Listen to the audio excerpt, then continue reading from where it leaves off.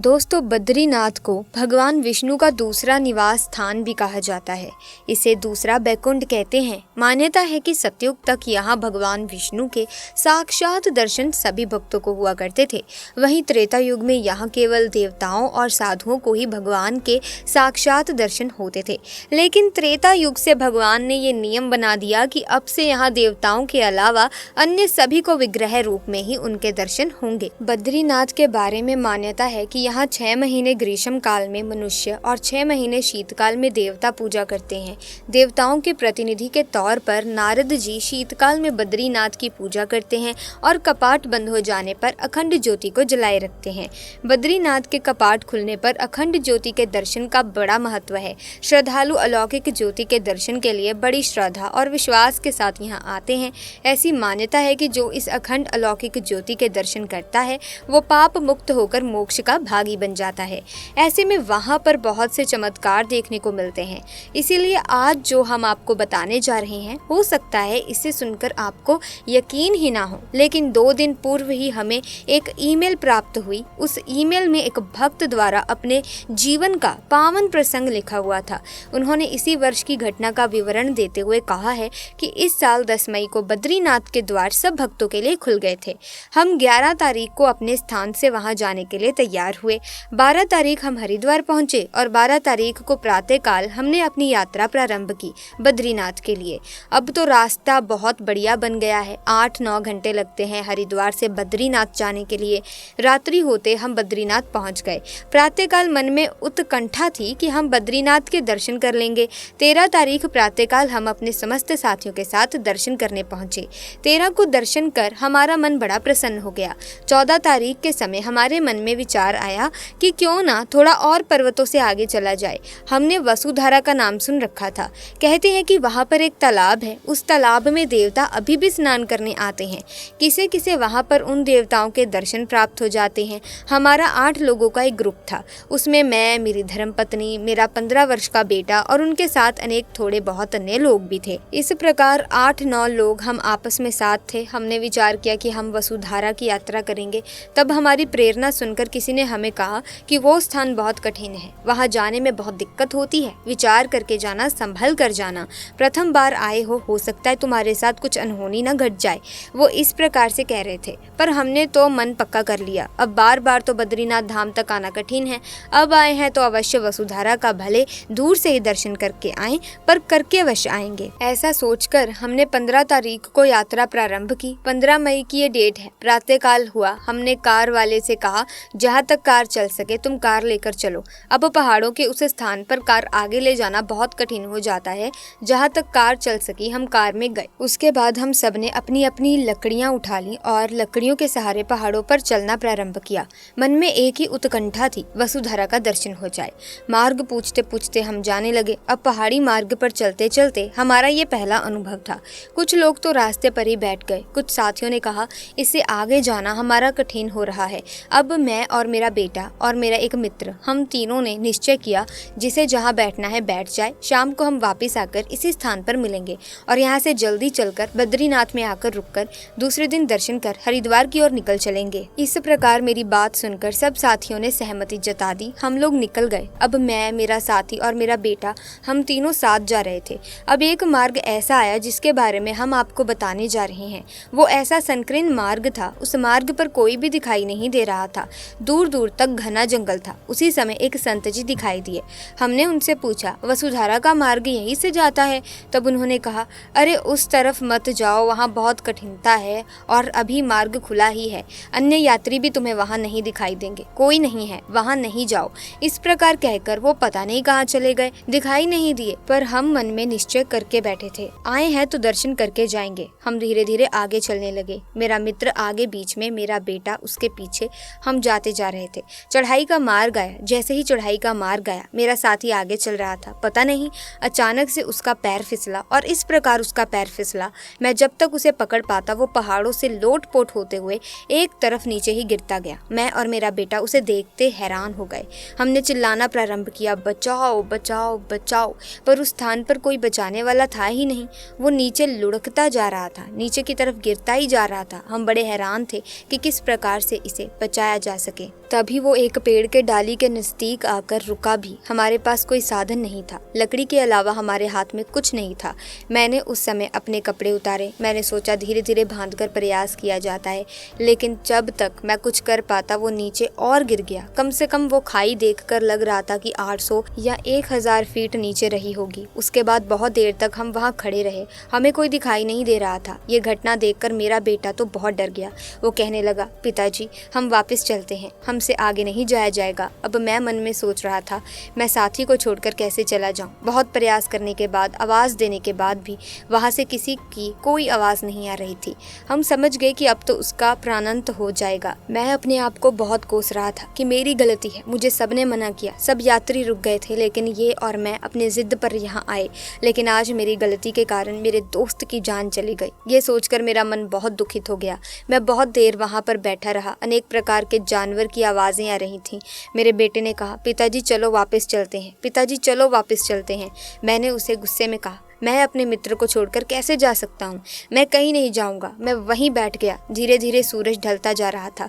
दिन के 2 बज चुके थे। अब कोई मार्ग नहीं था, ना नीचे से कोई आवाज़, ना नीचे जाने का कोई रास्ता। बहुत रोते रोते हम अपने उस स्थान पर पहुँचे जहाँ पर हमने सबसे मिलने के लिए कहा था। सब लोग मुझसे देखकर पूछने लगे, वो सतीश कहाँ गया, उसे कहाँ छोड़कर आए हो। अब इस प्रकार उनके कहने पर मेरा रोना ही शांत नहीं हो रहा था। इस प्रकार रोते रोते मेरा बुरा हाल हो रहा था। मैं एक ही बात कह रहा था, प्रभु रक्षा करो, प्रभु रक्षा करो। अब सारे ग्रुप में बात फैल चुकी थी कि सतीश का पैर फिसल गया और उसका शरीर शांत हो गया। सबके मन में एक ही बात खटक रही थी कि घर जाकर क्या जवाब देंगे, उसके परिवार वाले पूछेंगे तो उनसे क्या कहा जाएगा। इस प्रकार बहुत मन में चिंता चल रही थी। मेरा मन बहुत ही उदास खिन्न। शाम का समय हुआ। सभी ने कहा कि अभी के अभी निकलते हैं। तब कार ड्राइवर ने कहा, इस समय पहाड़ी मार्ग से हरिद्वार पहुंचना बहुत कठिन है, इसीलिए आज की रात यहीं रुक जाओ, दूसरे दिन चलेंगे तो आराम से पहुंच जाओगे। एक अनहोनी तो पहले घटित हो चुकी है, अब आप ऐसा गलत कार्य ना करो। हमने सोचा कि ये भगवत प्रेरणा है। ऐसा सोचकर हम वही रात को रुक गए, पर सारी रात नींद नहीं आई। प्रातःकाल हुआ। भगवान के मन में दर्शन करने की उत्कंठा थी। सब यात्री करके आ रहे थे। मेरे मन में हुआ कि मैं जाऊं, प्रभु को प्रार्थना करके आऊं, और प्रार्थना करने के लिए मैं मंदिर चला गया। मंदिर पहुंचा। रोते रोते मेरा हाल बहुत बुरा था। अब यहाँ पर जो मेरे साथ जीवन में घटित हुआ, ये सत्य में एक ऐसा अनोखा चमत्कार था। शायद मैं इसके विषय में ना लिख पा रहा हूँ, ना बोल पा रहा हूँ, पर जीवन की हकीकत है। ये मैंने आप तक पहुँचाने का प्रयास किया। मैं मंदिर में गया अपने बेटे के साथ, धर्मपत्नी जी के साथ। मेरा मन बहुत खिन्न था। प्रभु से प्रार्थना की, हे बद्री विशाल, आपके स्थान पर लोग आते हैं दर्शन करने, आप उनको आशीर्वाद देकर प्रसन्नता के साथ अपने घर की ओर रवाना करते हो। लेकिन मेरा मित्र मुझसे छूट गया और मेरा बहुत घनिष्ठ मित्र था। मैं उसके घर क्या जवाब दूंगा, उनसे क्या कहूँगा, उन्हें क्या बताऊंगा। इस प्रकार मेरे मन में बहुत सवाल जवाब चल रहे थे। इस प्रकार जब प्रार्थना करने के उपरांत मैं मंदिर से नीचे उतर रहा था, आप सबको पता होना चाहिए मंदिर के नीचे एक गर्म कुंड है। बहुत लोग वहाँ स्नान करने जाते हैं और वहाँ से सीढ़ियाँ उतरने पर एक स्थान है जहाँ पर नदी बहती है। उसे पवित्र गंगा नदी के नाम से जाना जाता है। कई लोग अलकनंदा के नाम से पुकारते हैं। उस नदी में जाकर लोग स्नान करते हैं और वहीं पर पितृ क्रिया भी होती है। इस प्रकार मंदिर से दर्शन करने के बाद मेरे मन में कोई भाव तो नहीं था, लेकिन प्रार्थना करते रोता रोता मैं वो सब कार्य कर रहा था जो अन्य लोग कर रहे थे।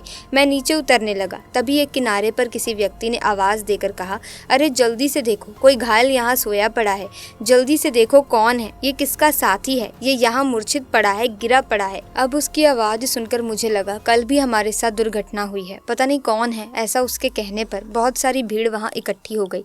सब लोग पहुँचने लगे। मेरे कुछ साथी भी वहाँ पहुँच गए थे।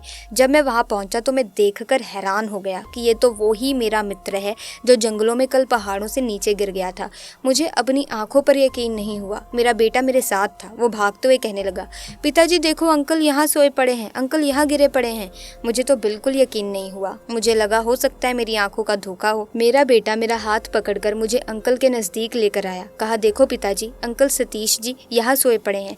मैंने उन्हें आवाज देकर कहा, सतीश उठो उठो। मेरी आवाज सुनकर सतीश उठा और उसने मुझे हृदय से लगा दिया और कहने लगा, लगा, अरे तुम यहाँ कैसे आ गए? मैं तो वहाँ गिरा था पहाड़ों पर।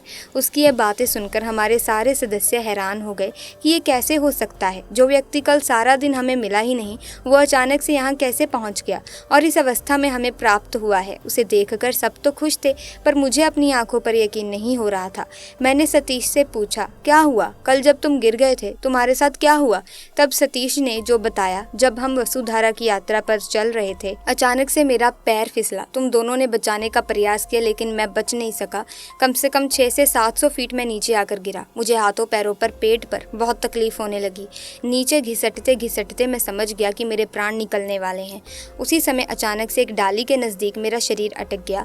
तब वहाँ पर नीचे और खिसकने के बाद एक बहुत बड़ा पत्थर आया। उस पत्थर पर मेरा शरीर इस प्रकार अटका कि वहाँ से निकलना कठिन था।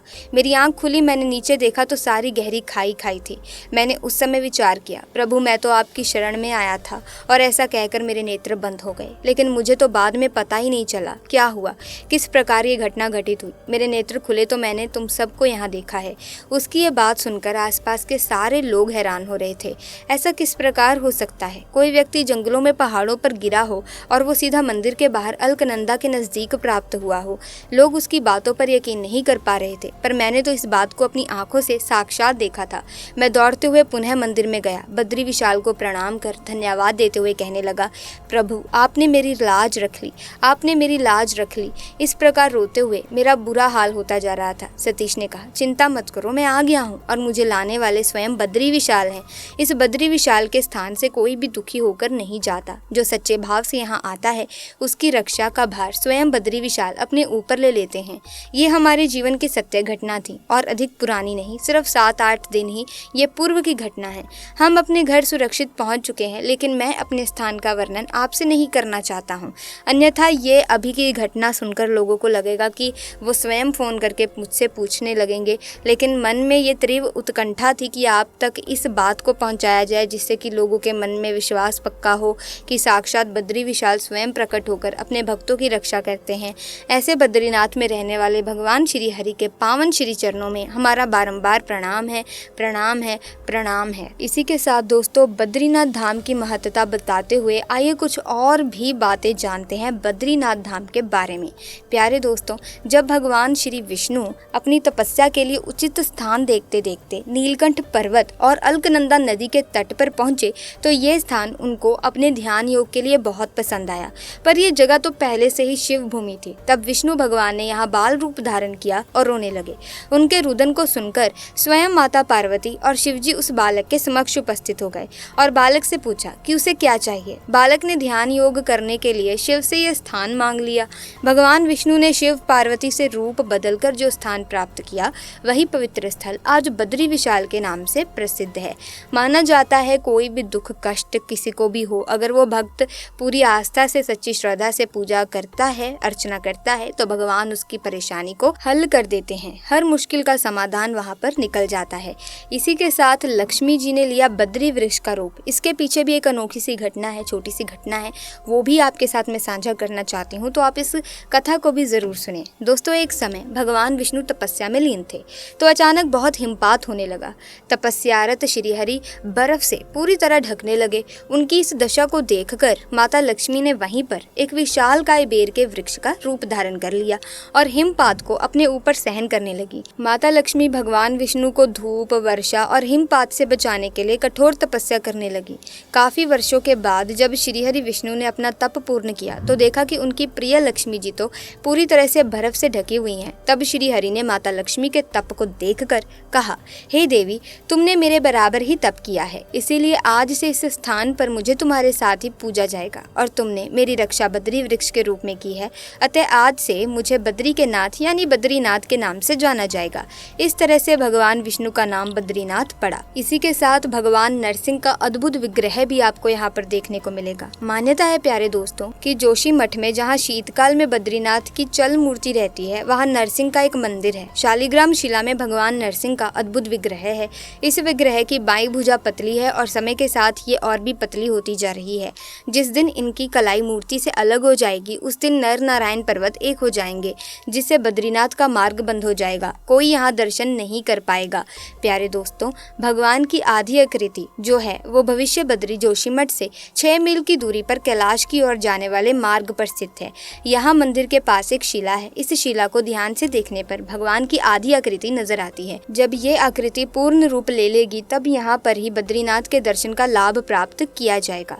अब बात करते हैं कि कब और कहाँ पर दर्शन। पुराणों में उल्लेख मिलता है कि सतयुग में यहाँ भगवान विष्णु के साक्षात दर्शन हुआ करते थे। शास्त्रों में वर्तमान बद्रीनाथ यानी बद्री विशाल धाम को भगवान का दूसरा निवास स्थान बताया गया है। भविष्य में जहाँ भगवान का धाम होगा उसे भविष्य बद्री कहा गया है।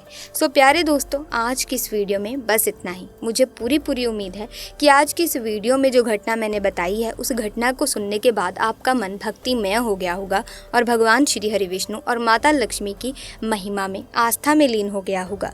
अगर हाँ तो आप कमेंट सेक्शन में जय श्री हरि विष्णु, जय माँ लक्ष्मी पूरी श्रद्धा के साथ जरूर लिखिएगा, ताकि माता लक्ष्मी, श्री हरि विष्णु का आशीर्वाद आप पर और आपके परिवार पर बना रहे।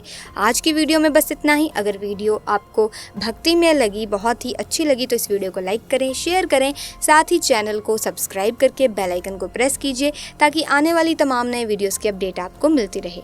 जल्दी मुलाकात होगी आपसे, तब तक के लिए आपका बहुत बहुत धन्यवाद।